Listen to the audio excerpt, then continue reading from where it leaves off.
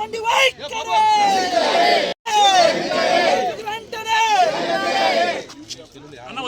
వచ్చేనా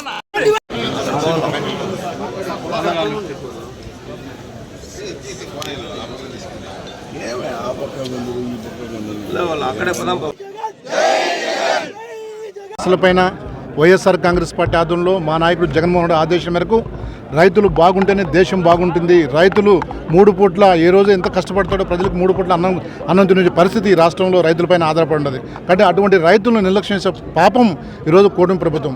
ఈరోజు వైఎస్ఆర్ కాంగ్రెస్ పార్టీ చూసిన స్టెప్స్ ఏదైతే ఉన్నాయో రైతుల పక్షాన ఇమ్మీడియట్గా అప్పుడే అధికారులతో మాట్లాడము, అదేవిధంగా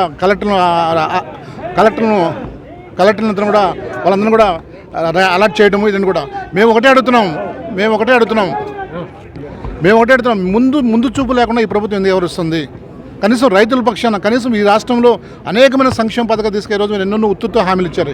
ఏ ఒక్కడు కూడా వచ్చేలా కనీసం రైతు అనే వ్యక్తి గతంలో రాజశేఖర టైంలో గౌరవంగా ఉండేది.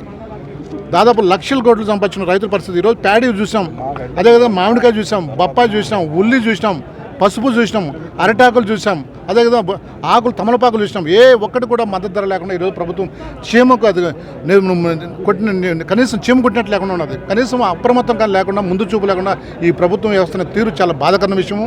ఎందుకంటే ఈరోజు జగన్మోహన్ రెడ్డి గారు ఇచ్చిన స్టేట్మెంట్ కానీ వైసీపీ నాయకులు స్టేట్ వైడ్ ఉన్న ధర్నాలు రాష్ట్రరోకలతో అప్పుడు మొత్తం టోటల్గా అప్పుడు ఉలిక్కిపడి మేము మొత్తం 50 లక్షల మెట్రిక్ టన్నులు మేము తెప్పిస్తామంటే మేము ఒకటే అడుగుతున్నాం. ఉండేది కంబైన్డ్ జిల్లాలో 13 జిల్లాలు అంటే 26, ఇప్పుడు మీరు ఎక్స్టెండ్ చేసిన జిల్లాలు 26. కనీసం యావరేజ్ పెట్టుకున్న ఒక దానికి 5 లక్షల మెట్రిక్ టన్నులు పెట్టుకున్నా చాలా రైతులు ఈరోజు చాలా బాగుంటారు. కానీ ఎక్కడైనా రైతులు కొరత తీర్చకుండా దాదాపు మొత్తం కలిసి 15,000 కోట్ల రూపాయలు అవుతుంది. 15,000 కోట్ల రూపాయలు దాదాపు మీరు ఈరోజు పవన్ కళ్యాణ్ ఫ్లైట్ కానీ, చంద్రబాబు నాయుడు ఫ్లైట్ కానీ, బాలకృష్ణ ఫ్లైట్ కానీ, లోకేష్ ఫ్లైట్ కానీ దాదాపు 100 కోట్లు 1000 కోట్లు పెడుతున్నారు.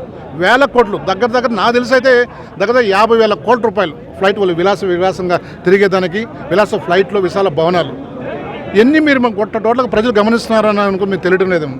ఈరోజు రైతులు కేవలం 15,000 కోట్ల రూపాయలు వ్యవసాయం సంబంధించిన అన్నీ కూడా మొత్తం ఎరువులు కానీ సంబంధించిన యూరియా కానీ అన్నీ కూడా తీరుతాయి. కనీసం ఇంకిత జ్ఞానం లేకుండా మీ రోజు రైతులు రోడ్డు పైన పడి ఈరోజు కొట్టుకునే పరిస్థితి చూస్తున్నారు.